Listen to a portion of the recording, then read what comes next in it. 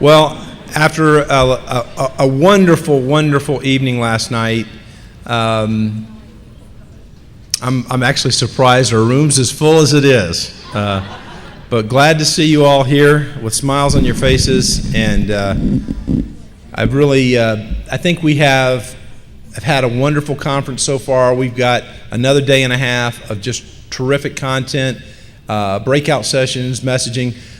For anybody that was involved in the planning of our national conference, would you please stand at this time?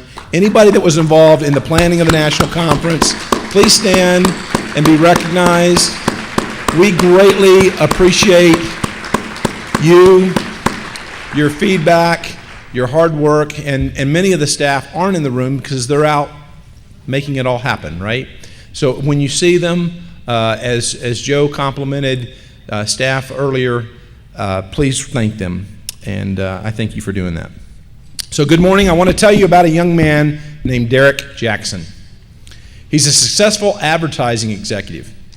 He co-founded an agency called Glue. Glue, G-L-U, is exactly that. It connects corporate brands to celebrities. For example, Glue connected Nicki Minaj to Pepsi. Now, pause for a minute. I didn't know who Nicki Minaj was until American Idol. My wife and my daughter they informed me who Nicki Minaj was, but we do watch that as a family, and so Nicki Minaj. It was a seven-figure deal. What does this have to do with Big Brothers, Big Sisters? Well, Derek Jackson is a former little brother. Until recently, Derek had no idea that we wanted to reunite with him. Right? That's sadly the case with hundreds of thousands of bigs and littles and parents and former board members, and we've all experienced that. In fact, what we've heard from some is, I felt like I'd done something wrong because I never hear from you guys. You know? Well, we're changing that, right? We are changing that as a network. Years ago, Derek was matched through Catholic Big Brothers, Big Sisters of Los Angeles with his former big brother, Margaret Bernstein. Alan's sister, Margaret, a former Big Sister of the Year and columnist with the Cleveland Plain Dealer, will be part of our Why Reunite Now ice cream social this afternoon, so please come and join us for that. When Catholic Big Brothers, Big Sisters of Los Angeles CEO Ken Martinet heard about that on our monthly network call, he got in touch with Margaret. He asked if there's any way Alan and Derek could join her at the national conference. And ladies and gentlemen, I'd like you to meet alumni match Alan Bernstein and Derek Jackson. And before you do, I want you to recognize that Margaret has written an article, and it's on your desk or your tables. There's copies of this article here in the Cleveland Plain Dealer. Lower right-hand corner, The Mentor Who Influenced Two Lives, commentary by Margaret Bernstein. So this story is there. But let's stand and give a great Big Brothers, Big Sisters warm welcome to Alan and Derek.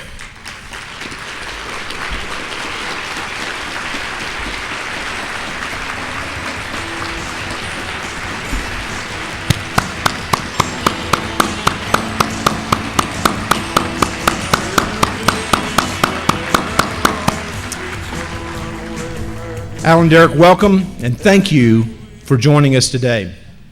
And thank you, Ken and Margaret, for helping to get them here. And as I just mentioned in her Sunday column, Margaret wrote a very moving story about these two and our Reunite efforts. And there are copies not only at your tables, but in the back as well. At the end of this general session, we'll hear from Derek and Alan firsthand, and I look forward to that. So don't go anywhere. You don't want to miss their story. The title of our conference, Reunite Now, reminds us that for us to be as strong as possible, we must find ways to stay connected to our hundreds of thousands of alumni to whom we have sadly lost contact. Our alumni are living proof that Big Brothers Big Sisters has real outcomes. You heard about at yesterday's lunch our 2013 Youth Outcomes Study Report. And earlier this year, we reported on the Washington State Mentoring Study. Most of the youth in the study were littles in our programs. And many of the littles had multiple at-risk factors of delinquency, school failure, teen pregnancy, and mental health problems. This study found that after a year of being paired with mentors, the youth evaluated had fewer symptoms of depression. Depression has been linked to a host of short-term and long-term problems for our young people, including suicidal behavior, academic and social difficulties, and for increased risk of substance abuse and teen pregnancy. We must continue to invest in research like this and evaluation and innovation to ensure that we are effective and relevant. Big Brothers Big Sisters of Colorado has been extremely innovative in its mentoring programs. One of its most successful efforts to help recruit male mentors has been the agency Sports Buddies program. It allows boys and men to meet one-to-one for group activities. Please welcome Sports Buddies' little brother Jaden, who I met just a little while ago, to tell us more. Jaden, come on up and join us.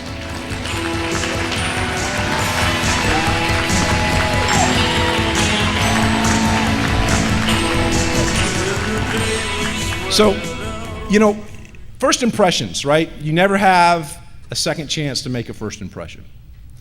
Jaden came up to me a minute ago and approached me as a young man. Now, that's an intimidating thing to do, right?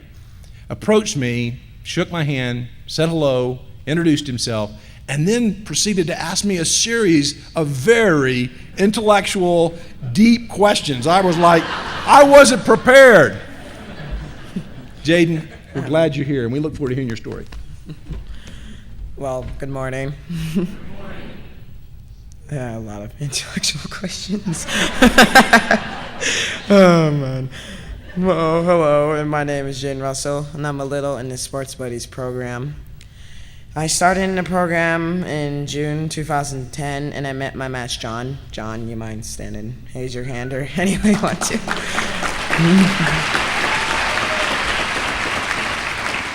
Funny that we both have the same last name, so we could just say Russells. We've been matched and hanging out for 4 years now. I love the Sports Buddies program because not only did it give me a positive male role model, it has allowed me to enjoy several sporting events I knew nothing about. Like cricket. Didn't we do cricket one time? I don't know. The best part of the program is it gave me a really cool, good guy to hang out with and have fun. John and I have a lot of fun in Sports Buddies program, going to Rockies games, Raptors rugby games, and the Office Minute to Win It games. We won the cookie one, I think. We even got to see the Broncos play. Total Broncos fan. Awesome. We started a Sports Buddies Plus program in August of 2012 where we can hang out outside the group on our own. It has been awesome. John was able to come to my birthday party when I turned 14. He took me to Channel 7 News for a tour where I was able to go behind the scenes, see what it's like, and meet the cast. That was awesome. I also kind of messed up on the weather map thing, you had to push a button or something. We went to movies, hang out at Washington Park, and even came over to help me with the school project. That was awesome. What I really like about John is that he has become my best friend. He's the most imaginative and awesome dude I have ever met. Awesome. I am thankful that the program has given me a great friend and opportunity to enjoy things I would not have been able to without it. I hope that this program continues to get support so more kids like me can enjoy it and all of it has to offer. And, it'll be kind of awesome. And thank you, and the Charles.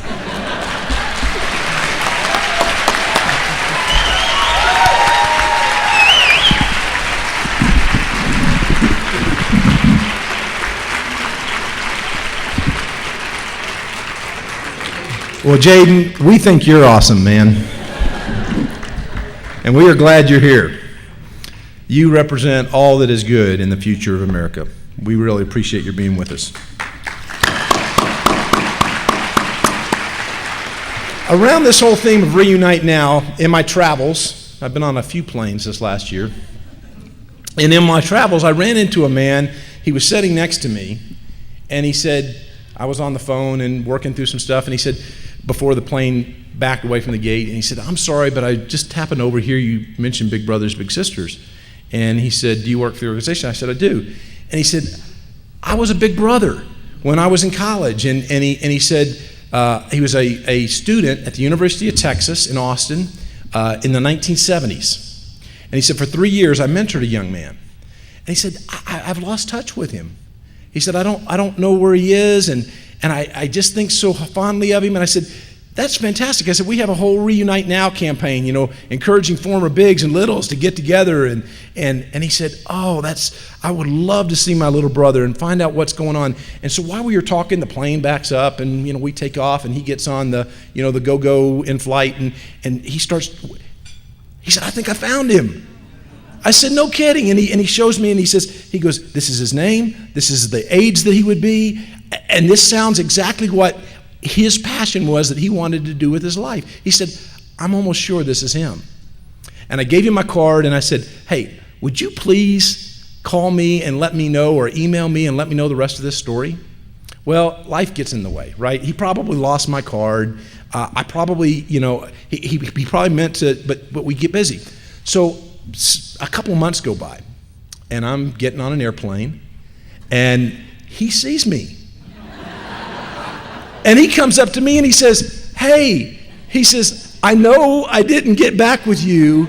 He said, but you need to hear the rest of the story. I said, yes, I do.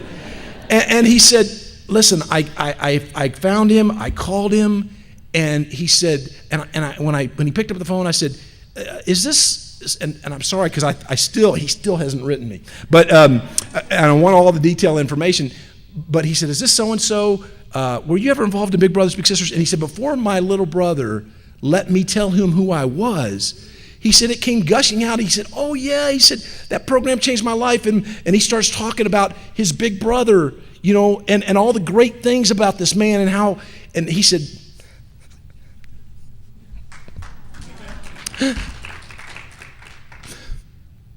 the big brother said, I'm just in tears because he's talking about me. And I'm just listening, and I said, I'm your big brother.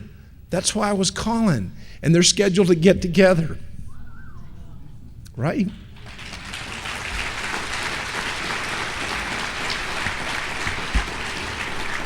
Lenny said it best when he was addressing us as a network yesterday.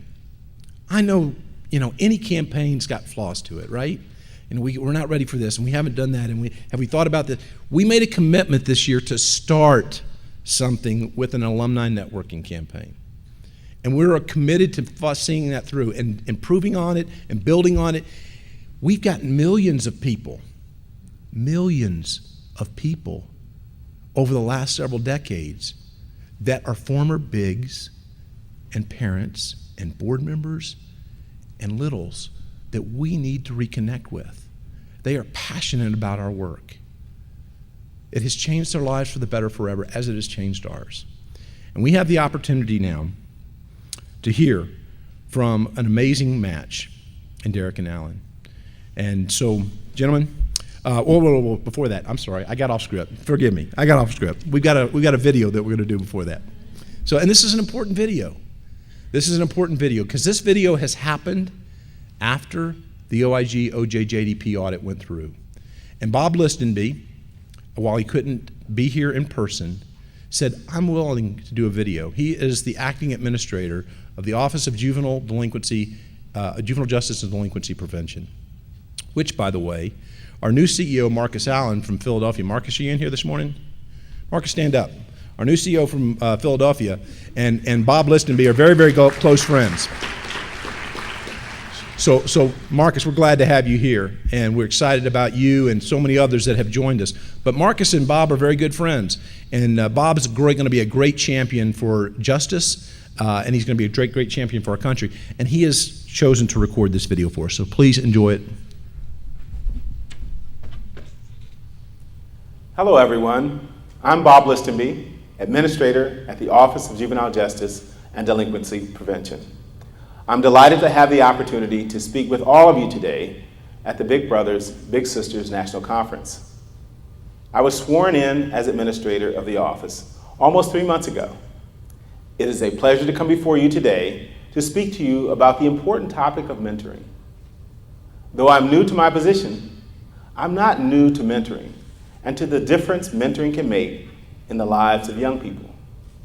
Mentoring can save lives of our children and help them maintain hope and achieve their dreams. I was chief of the juvenile unit of the Defender Association of Philadelphia for 16 years and a trial lawyer with the association for 27 years. I represented thousands of young people. I was always trying to find out what could make a difference in the lives of young people. I recall asking one young man, "What do you need from me as an adult and as an advocate?" He looked at me and without hesitation he said, "I need you to believe in me and to never give up." I've never forgotten that conversation. I believe in the possibility of change and the possibility that the lives of young people who come into the juvenile justice system can get better. I promise as many of them as I talk to that I will never give up on them, no matter what they've done. Many of my clients have not come back into the juvenile justice system, and many of them have gone on to live amazing lives. Mentoring also made a big difference in my own life. I stand on the shoulders of 4 giants. My father, who traveled to the South Pacific during the Second World War, who taught me the importance of education. He would always say, "Get an education. That's something no one can take away from you." My mother, who taught me the meaning of unconditional love. My high school guidance counselor, who encouraged me to set my sights high and introduced me to the man who recruited me for college. And my boss at the Defender Association of Philadelphia, who believed that the most important work that we did was to improve the lives of children in the juvenile justice system. As Gandhi said, we must become the change we want to see in the world. Too many young people in our nation are not as lucky as I was. Only 15 to 20% of our young people who need a mentor actually have that care and support. That means about 15 million children who could benefit from the attention of a caring adult are set adrift and left to fend for themselves.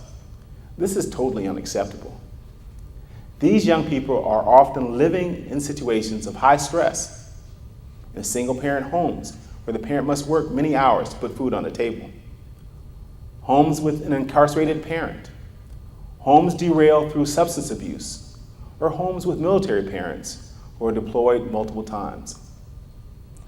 A lot of these children experience loneliness, anxiety, and depression. Sometimes these young people may end up getting into trouble and end up at the doorstep of the juvenile justice system. In some cases, these young people are lost to us forever through suicide. This crisis could be solved, but we haven't solved it yet. Mentor released a study in 2005 showing that there are 44 million adults in the United States who are not currently mentoring a young person, but who would seriously consider it. If just 1/3 of those adults were tapped, that gap would be filled immediately. I would challenge all organizations to reach out into their communities in a more sustained way and move those who would like to mentor to take that step and be the change that they want to see, to answer their questions, to offer them the necessary training and support so that some of these enormous resources that are waiting out there can be tapped. The second challenge is that there are a growing number of young people of African American, Hispanic, and tribal descent who could benefit from a mentor. We need to focus on refining recruitment methods that motivate African American, Hispanic, tribal men and women to volunteer as mentors. Our third challenge is to create specialized approaches to serving other youth populations with unique characteristics or need. At OJJDP, we've been doing this through mentoring grants to promote mentoring among children with disabilities, victims of commercial sexual exploitation, and youth reentering their communities after detention.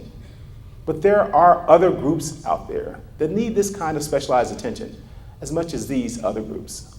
One group that comes to mind is lesbian, gay, bisexual, and transgender youth.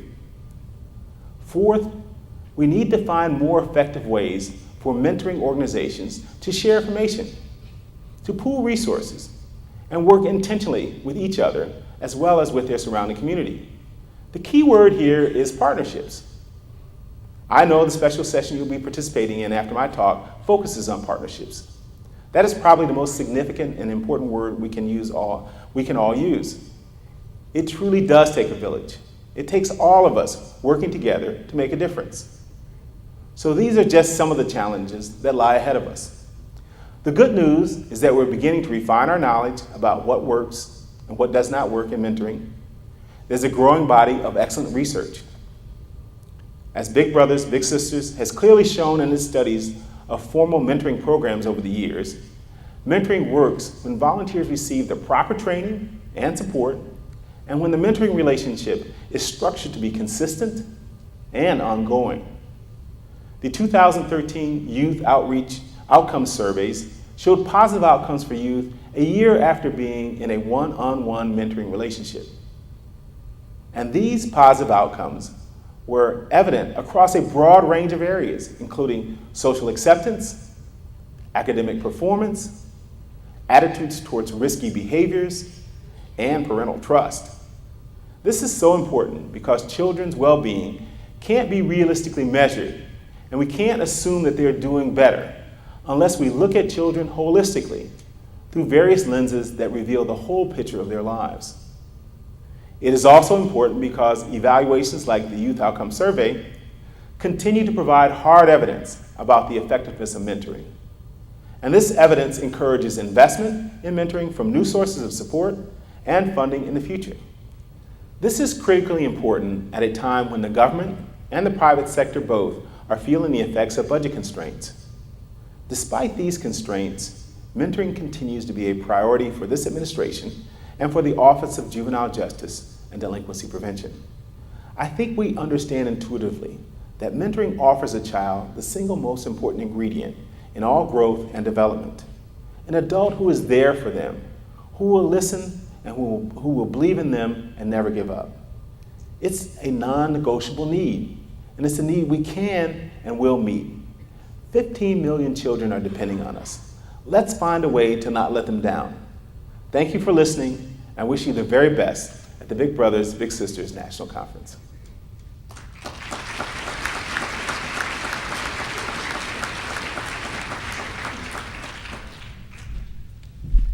Good morning. Can we give a huge thanks to Bob Listenby for sharing his support of our work? Again, great words. Well, I'm really excited and honored to be here. Let me introduce myself. My name is Angela Williams. I am the Director of African American Engagement for Big Brothers Big Sisters of America. Our nation's future depends on everyone having a fair chance to thrive.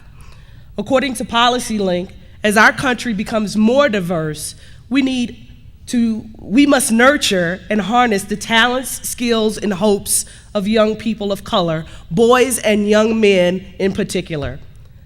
Late last year, Carlos Andres Gomez, an award-winning writer and poet, joined our Speakers Bureau. He is the author of Man Up, Cracking the Code of Modern Manhood, a memoir that he hopes will redefine masculinity for the current generation of men. Carlos will be here on this afternoon's Race Matters Mentoring Boys of Color breakout session. We asked him to share his thoughts with us here today. Carlos?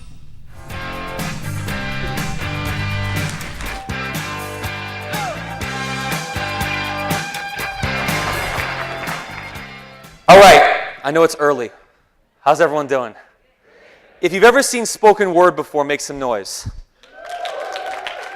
Okay, a few of you, so you can inspire everyone else. People who've seen spoken word before, I'm going to actually read a poem. I'm not going to say a speech or anything. It's very interactive, so if you hear something that connects with you, you can snap your fingers, you can clap your hands, you can just smile and nod, that's all good. So a quick Spanish lesson and two things I want to tell you before I do this poem. So a quick Spanish lesson, very brief. To say the word brother in Spanish is what? Does anybody know? Hermano, correct. That's a refrain in this poem. So if you don't speak any Spanish and don't know what that word means, it doesn't have the same impact. So I want you to know hermano means brother, right? Two things about this poem I'm going to read. Number one, I've lost a lot of people in my life as a result of senseless violence, as if there is any other kind. And this piece was inspired by a confrontation I had at a nightclub in New York City at 3 o'clock in the morning when I was 23 years old that inspired me to write my memoir, Man Up. And this is called How to Fight. And it goes like this. Look, I don't even know you, dog. So I'm not trying to start anything, all right? Just chill out, son. Hermano. That's a best case scenario for squashing beef with me on a Saturday night after a few drinks. Conflict called beef. As if it might feed some hungry mouths. How absurd and ironic our language has become, hermano. I get nervous out at the club now. Do you? I'm tired of us playing games where the odds are never in our favor. Feels like the people that have been betting on us, training us, feeding us, care less about who wins and more about someone losing, hermano. From birth, it has been a given that we won't know how to fight. Only choose to kill. Or scrap and punch and confuse it with fight. Won't know the power of colors held tight, like strong, well-worn, multicolored laces, or blue and red bandanas bound together with Crips and Bloods. Truce picnic in 1992, Spanish and English meld together in an early Sunday morning choir. Hermano, yo, that's my dog right there. Who's that cat? Yo, look at this chicken. We're trained to think of each other as animals. Makes bullets fit more easily in the clip. Makes it feel more like hunting. Or a park ranger doing population control. Yo, chill out, son. Damn, shorty, fall back, Lil Flip. Young Jock, Lil Scrappy. Young Jock, Lil Wayne. Call ourselves young and small like we're proud of it. Like there's any way we ever could be, even at birth. After surviving what no one else could. Buried in boats in the Atlantic or Caribbean, full of bodies packed so tight, most prayed for the opportunity of starvation over being immediately suffocated. Hermano, this false language was never sufficient.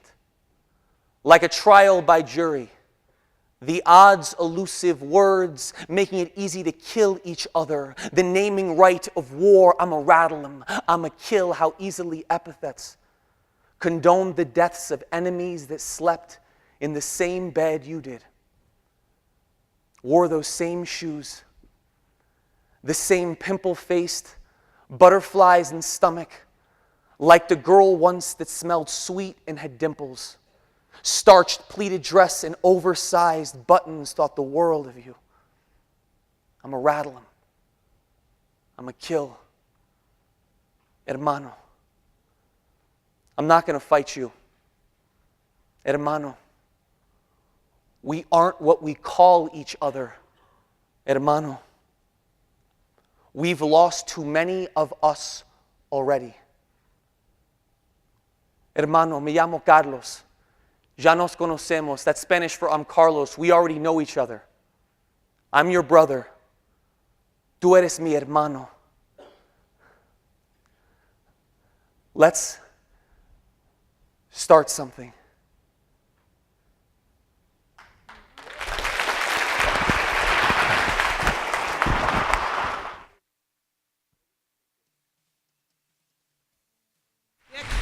Keep it going. That was amazing. Thank you so much, Carlos.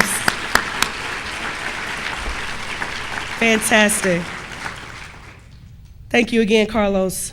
And now to close us out and remind us that some of our best advertising is done by the men and boys we have served. Please join me in welcoming Alan Bernstein and Derek Jackson.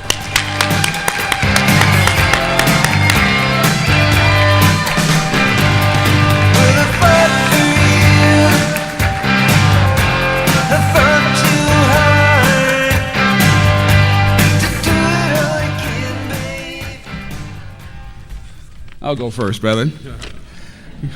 Good morning. Thank you. I'm honored to be here with all you bigs and littles. I'd like to just shout out just real quick to Kelly and her crew for inviting us here. We're really pleased and honored to be here. Also want to thank Ken Martinet from Catholic Big Brothers Los Angeles for inviting me. My little sister Margaret, my best PR director ever, of course, if you read the article, and of course my brother Derek. Now, I'm very much like all of you. When I started to consider Catholic Big Brothers, I was in my 20s. I was starting my career. I was single, and I had way too much time on my hands. And I felt like I had to do something constructive with my life. And I started to think about my dad. How many of you had a dad who was involved with Cub Scouts or Little League? Yeah, that's right. Well, my dad was the Cub Scout pack leader, and he was the commissioner of our Little League. So, in other words, he was really involved in his community. Derek's dad, as I learned, was not involved in his community in that way. He was different. So when I decided to join Catholic Big Brothers, I asked if we could find a young man who was from my community. I went to St. Paul's right off of Crenshaw Boulevard in Los Angeles, and I was hoping we could find somebody even that went to my school. So we did find Derek. And I remember walking into his apartment like it was yesterday, because his mother opened the door, and it wasn't so much as an introduction, it was more like an inspection. So she looked me up and down, and I wasn't too sure she was pleased with what she saw. So, and then out came Derek, and I remember he looked at me and then he looked away. And I said, I got to remember that. I wasn't so sure he was pleased with the arrangement either. He was very quiet and very shy, very much unlike the gentleman you're going to hear from next. To this day, I'm amazed at the transformation, so sit tight. But we were committed to the choice. I worked hard to build the communication between us, and over time we learned a lot about each other. I should also tell you that if you get involved with big brothers, big sisters, you might find that sometimes there's a sibling or two that kind of inserts themselves in the relationship. So I had a two-seater. And he had a little sister, Jermaine, and sometimes she would just kind of find a way into the back. There wasn't even room, but she would just get in the car with us, and she was with us. She was just part of the team. She's still part of the deal. I learned that Derek's mom was pretty sick, and his dad was not a great influence. So I felt that I needed to compete to have influence for things that were important. So if you remember anything I say today, this is the one thing. Sometimes you'll have to compete. You'll have to get in there and say, I need your attention. I need you to focus on what I'm telling you, because this is important for you. So we were faithful in our times together. We were scheduled to get together twice a month. That was how the arrangement was made. So we met at least twice a month, but I tell you, whenever I felt like it was time to wash the car, or I felt Derek needed some ice cream, or sometimes he just needed to get to the beach and kind of let his hair down, that's what we did. So it wasn't like it was a responsibility. It was more like, let me go get my little brother and check on him. So he struggled, but he persevered. He graduated from high school and he went to college. And then he pledged my fraternity and the fraternity of my father, Kappa Alpha Psi. So it's just a little footnote. But if you see influence, you say that was a moment. A little influence took hold. So I was very pleased when he did that. And then he graduated from Shaw University in Raleigh, North Carolina. And and let me tell you, that's the only time I've been to Raleigh, North Carolina. You can get any kind of food you want as long as it's fried. Okay.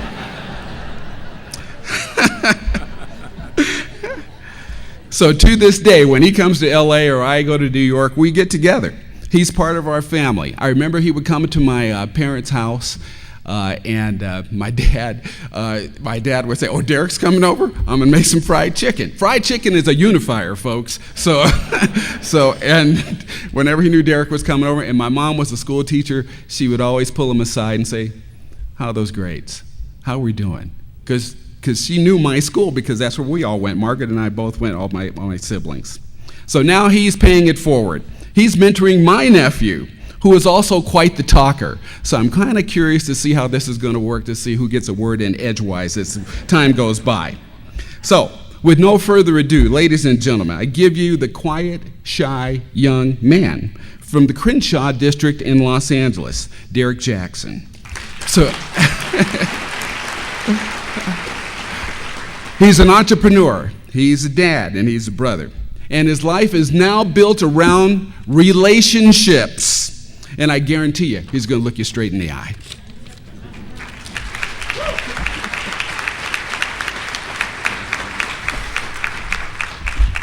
Well, first of all, I want to start by saying I think we should give ourselves a round of applause. I've never seen this before, by the way, so this is my first time here. And so this is to all of you.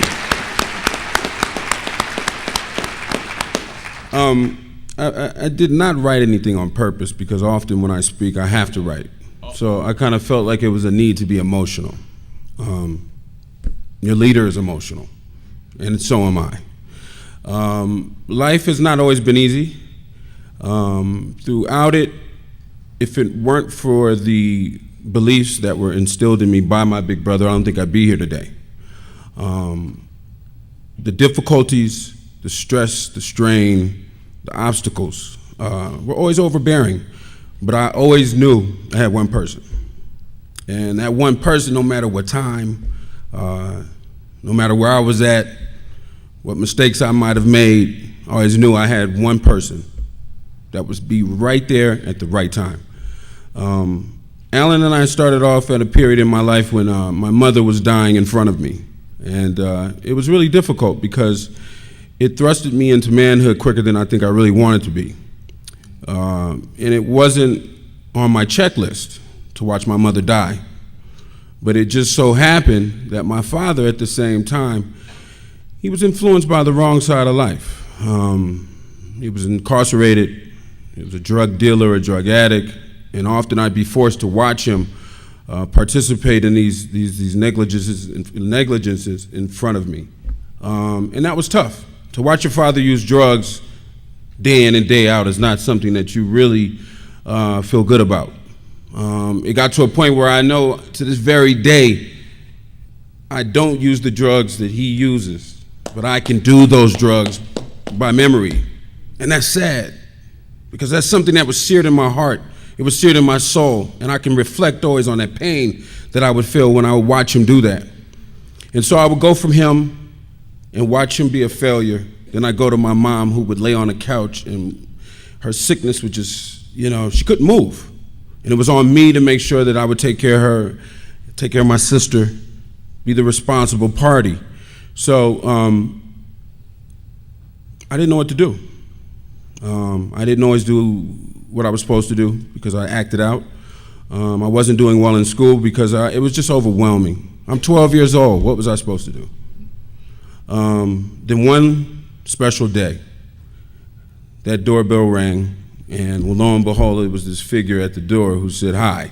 And as you can tell, he's quite the excitable kind. So that probably arguably in my lifetime has been one of the best hellos I've ever gotten. As he walked in, yes, my mother was very protective, was concerned, but understood that I needed something and I needed it quickly. I needed a remedy. He was it. And it's funny because when I remember it, Alan's approach with me was one of it was comedy, but it was stern. It was unlike anything I'd seen. It wasn't a teacher. Obviously, it wasn't my parents, but it was this guy who was like, "Listen, it's you and me, buddy. I don't know what to tell you. We're just gonna have to make this one work. You have no choice. Get in the car." So, with that being said, that first journey together was a journey to the beach. And it was deep for me because I remember riding, and he was talking, and of course I'm 12, I'm kind of listening, but I'm like, wow, this is amazing. Look, I'm in a convertible. I'm from, wow, look where I'm from and look where I'm going. This is huge. We got to the beach, and he stopped me before we got down to the water and said, listen, things are going to be okay, no matter what. You're going to be okay. And I want you to remember, I'm going to be here for you. So that very special moment sticks with me today.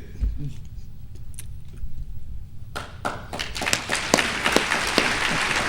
ahead, brother.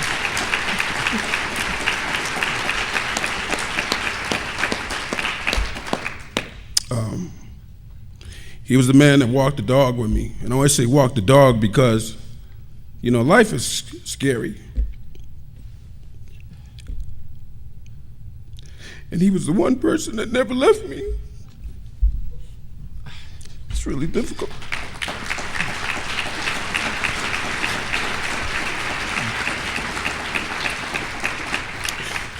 He stood by me because I barely made it through high school, but he pushed me.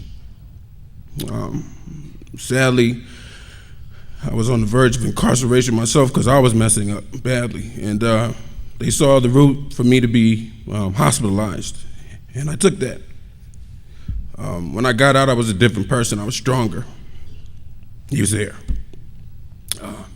In those final days, I started to see myself as something more than I thought I was in the past, and he supported it. And I started to believe I could be a professional baseball player.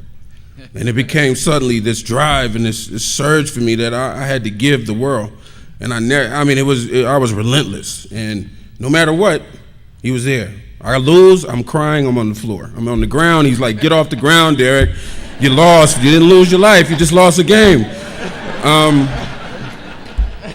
But what came out of that is just my passion to win. My passion to be successful because I was tired of losing. And not losing by my own movement, but losing because I wasn't being productive enough for me. And as I started to understand that, I started to see my life change. And I listened to the lessons he'd teach me, and I started to understand he's right. All I need to do is push forward, no matter what. I don't care what goes on. If you push, you'll notice it opens. Even in the dark, there's a piece of light that sits before you. And as I talk to this room, I talk to you not because I wrote it down. I'm talking to you because I live it. I'm a winner because I don't quit in the darkest of days. I win because I never, ever see the wrong. I see the right. How I can fix it and how I need to fix it quickly. And I realized it was something he always taught me. There's an answer for everything. There's a solution for every problem. The problem is people don't stop to look for it.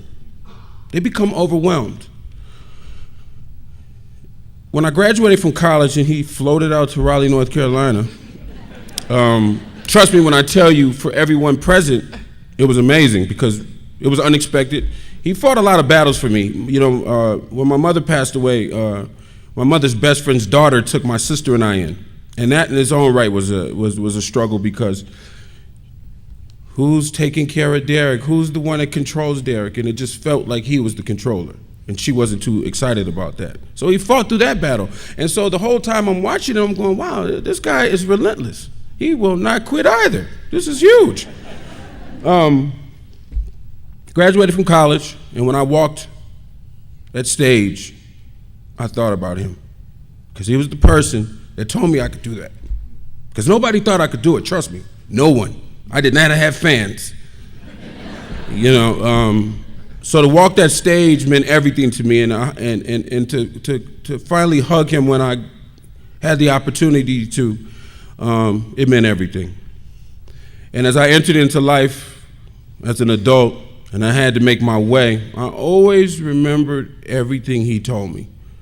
In those long nights when you're trying to become that person, when it's lonely, I had to refer back to that, and I'd make a call and I'd just say, listen, I'm struggling a little bit, you know.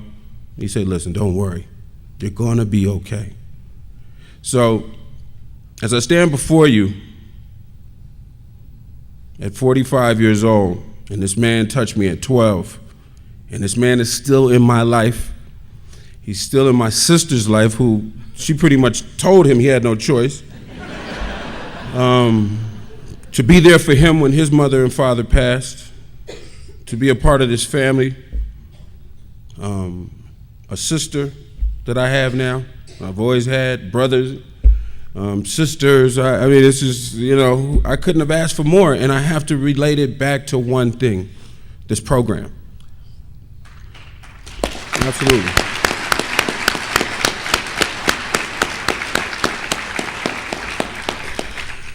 The luxury I had to fly here yesterday and to land and to think about what this was about, I have to tell you guys, I wasn't close to thinking this is it. I didn't know what it was. I'd never been to the conference.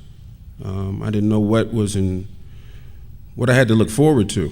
And last night at the gala, I was overwhelmed. I couldn't tell you the emotions I felt when I got back to my room, because it was hard to kind of put it in perspective. I was like, wow, I wasn't alone on the whole journey. You think it's kind of spotty, from time to time. Oh, wow, you got a big brother. Ooh, you did it big. To see the love in this room, I've never seen anything like this. It has been a struggle for me, because it's almost unbelievable, if you understand what I mean by that. To see all of you who throughout last night for me, today, the emotion shared, the vigor, the excitement to share your stories, to embrace each other, and to most importantly, give love to each and every individual in this room has been more for me in 2 days than I've seen in a very long time. So this is not just a program, this is a belief. This juggernaut should never stop. And the one thing I say to Kelly, and I make I make this big step when I say this, I am going to help. Now I do go. It's not even for me. It's not about an applause. It's what I should be doing, because this is what I got. I give in a different way, because I'm in the music business. I have to give to people. I sit down with kids that have nothing regularly and have to tell them, you can make it. But the only reason I say that is because this man told me I could. So I share that with the kids I work with. The difference is now I'm going to walk back to my office and I'm going to remember this, and I'm going to give it back this way.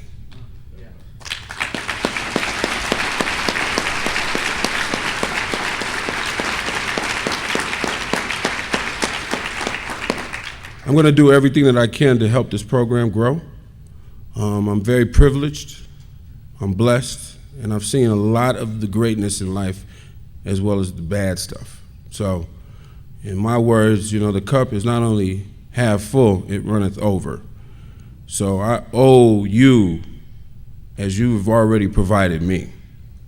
So I thank you all. I appreciate you. And this has been an unbelievable experience for me. And I ask that you never stop doing what you do.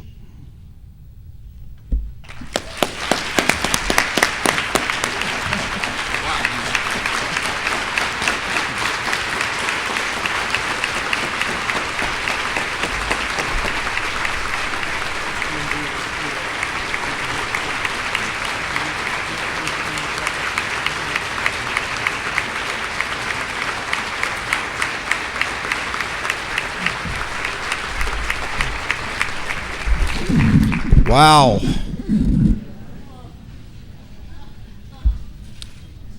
That doesn't create that fire in your belly. Your wood's wet this morning.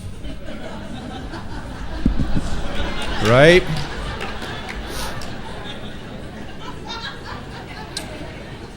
And Ken, I apologize for butchering your last name a minute ago. That's my Middle Tennessee vernacular, and my French is just not good. But Alan and Derek, wow. Thank you for coming and sharing this with us.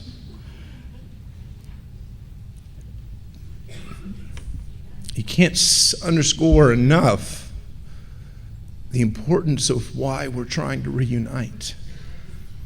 And if we all do this together, and if we all commit to this together, the horsepower, the energy that we will create again as a network and a movement, as a belief, Thank you. Margaret, thank you. We're going to have Margaret Bernstein, a former National Big Sister of the Year, speak later this afternoon. Along with Laura Kepler, our 2012 Miss America. We'll have an ice cream social. You don't want to miss that. And a number of colleagues and guests about alumni networking. Ken, thank you for your part of this. Carlos, that was fantastic. Thank you. Jaden, you're awesome. And Derek, thanks for being real with us. Thanks for showing your emotion. I am emotional too. I played football in college at Vanderbilt, and that was my problem. I was crying in the huddle all the time, you know. I can't block this guy. And when I did make a good, I made a great block. No, I didn't do that. Football was my release, my way to get out, and so, yeah. We appreciate you being real with us. Thank you. Thank you. All right, everybody, go enjoy the day. Let's have a great rest of the conference.